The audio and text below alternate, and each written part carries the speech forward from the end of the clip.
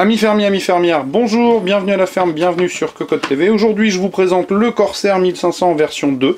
Nous l'avions testé en version 1, nous avions même testé l'antidéluvien HS1A, me semble-t-il, de tête, je peux me tromper parfois.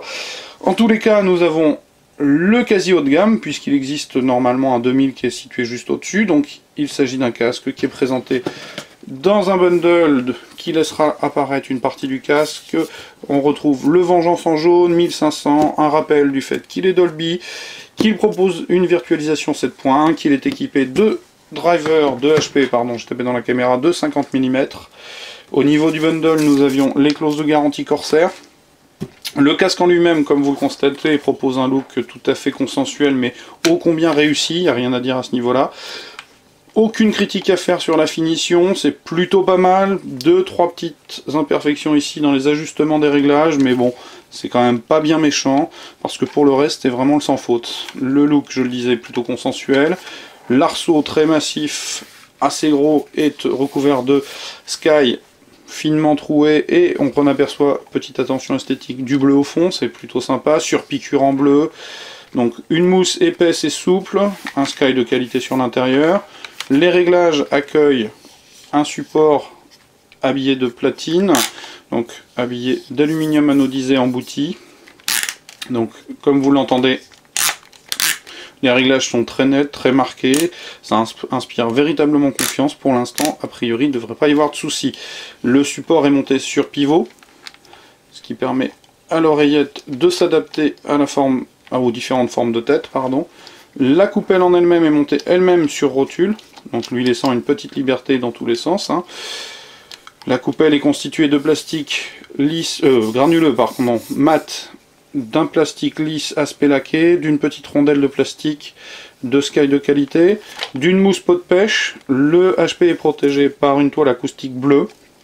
Sur le HP gauche, nous avons donc un départ de câble gainé, la perche de micro constituée de 3 parties, plastique souple, caoutchouc souple, pardon, plastique, et une petite pièce d'alu qui cache le micro. Le câble, je le disais, est gainé, passe par la télécommande nouveau format, donc soft touch, 3 boutons, plus moins, donc monter le volume, couper le micro. Les deux petites barrettes ici s'illuminent de bleu. On trouve une petite pince pour l'accrocher à la chemise, au t-shirt, au pull, en fonction de la période et de l'époque. Donc le câble se termine par un USB bleu, ça c'est très classique sur la gamme Vengeance de Corsair, donc USB non plaqué.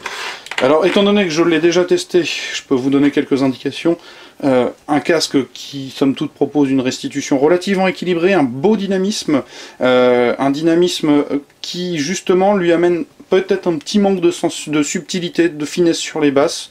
Casque qui tape bien, il n'y a pas de souci. Heureusement, il est fourni avec un soft qu'il faut aller télécharger, qui permet de lisser, d'affiner la restitution musicale en fonction de ses envies. Soft très très simple, articulé autour d'une seule fenêtre, qui permet d'activer un 7.1. Au niveau de la spatialisation en jeu ou sur une utilisation filmique, dirons-nous, indubitablement, c'est une belle spatialisation, sans qu'elle soit véritablement 7.1. Je le répète, je ne suis pas un fervent croyant du fait qu'un casque puisse se restituer un vrai 7.1 comme le ferait un home cinéma. Ceci étant, on a vraiment un bel ensemble qui propose avant-arrière, droite-gauche, c'est déjà pas mal. Sur notre scène test, clairement, les balles fusent, les douilles teintent, comme je le dis, c'est assez joli. Et comble de bonheur, il n'écrase pas du tout la bande son musicale, donc un casque très polyvalent, puisque au niveau de l'écoute on peut arriver à quelque chose d'assez sympathique, malgré un dynamisme qui tente à l'amener à être un peu en manque de finesse, je le disais, surtout sur les basses. Bon, des aigus un petit peu plats, mais ça c'est assez classique sur les casques de jeu. Pour le coup, je le disais, donc un casque très polyvalent qui s'adaptera à toutes les utilisations avec facilité. J'ai la sensation que Corsair nous a fait encore une fois un bon casque.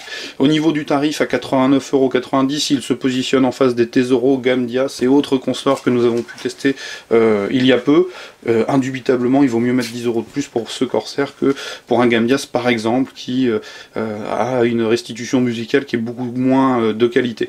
Donc, le Corsair Vengeance 1500, au niveau des caractéristiques caractéristiques techniques, pardon, que puis-je vous apprendre qu'il couvre un spectre courant de 20 Hz à 20 000 Hz sur une impédance de 32 ohms, et je l'ai déjà dit, des HP de 50 mm. Pour le prix, je vous l'ai donné, 89,90 €, donc un casque plutôt chaudement recommandable. Je vous invite à venir lire le test écrit qui paraîtra très prochainement sur cocotland.com, et je vous dis à très bientôt en notre compagnie. Au revoir!